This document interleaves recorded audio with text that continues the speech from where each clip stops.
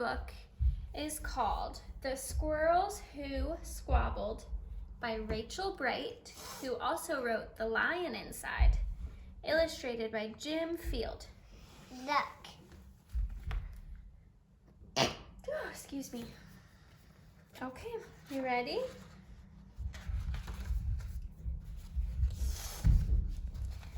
Can you sit back? Adult kids. There you go. In a towering forest where summer had been, the cool air bit fresh and the mosses grew green.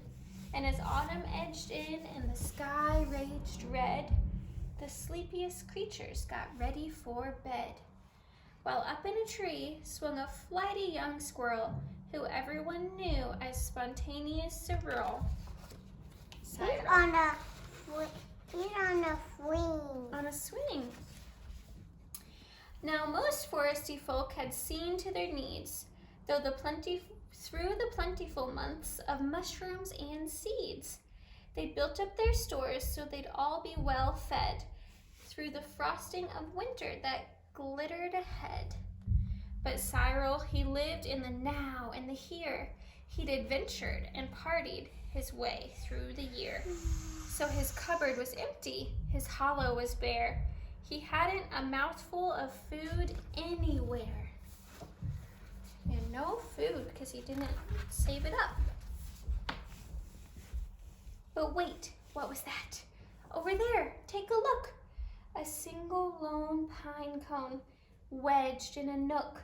He squealed with delight, and for very good reason, for inside were the very last nuts of the season. But Cyril wasn't alone. There were more hungry eyes. Yes, plan ahead Bruce had his sight on the prize. Though he'd gathered, he has a lot of food. It says, though he'd gathered a mountain of bounty, hard fought, Bruce was convinced he was one pine cone short. I simply must have it, he wistfully cried, as he dreamt of the fresh, juicy pine nuts inside.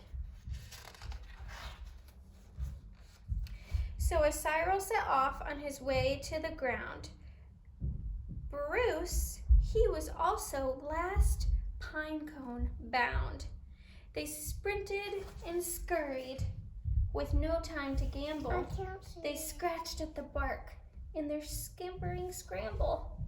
But their panic and haste shook the tips of the spruce, and the pine cone, it trembled, and then it came loose.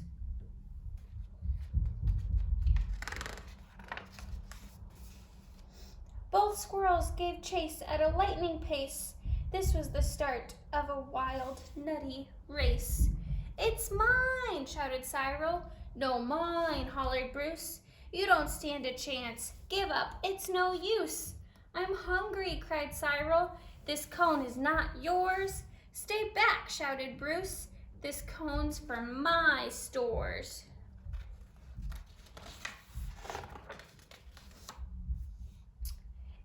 It boinged over bushes and flew through the air. It binged on the nose of a slumbering bear. It bounced over boulders, then came to a stop. Then teetered and wobbled and quivered and plop! Both squirrels followed. Oh, the water was fast. Would they learn that they needed each other at last? But each was intent on how he could win, so they didn't quite notice a bird sweeping in.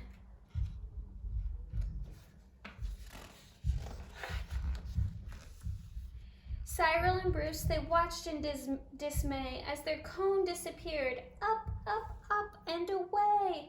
Come back, shouted Cyril. There are nuts, exclaimed Bruce. But all hope was gone. It was simply no use. And meanwhile they drifted right up to the ledge. Greed, it was driving them over the edge. Cyril and Bruce, they had taken a fall. They were paying the price for wanting it all. they'd squandered their chances to team up and share. Would their nutty young hopes simply end in despair?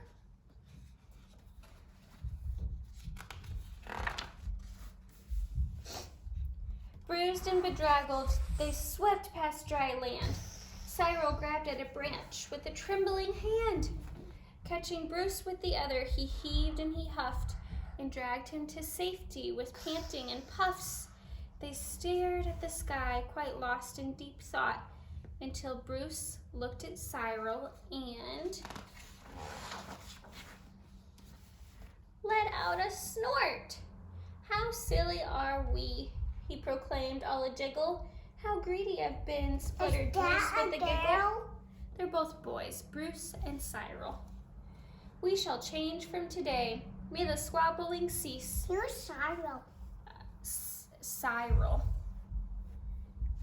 "We should celebrate, seeing we're both in one piece." From that day and forward, they made a great pair. They would gather together and found they could share. I want to show you something. What is it? Is this Cyril? Yes, Cyril and Bruce. Oh. Yes, Cyril and Bruce, they knew in the end the best thing to share is a laugh with your friend. That is the same bird. Is it? Yeah, look, he has their pine cone. Why? Because he took it, remember? All right. Bye, friends. Bye, friends.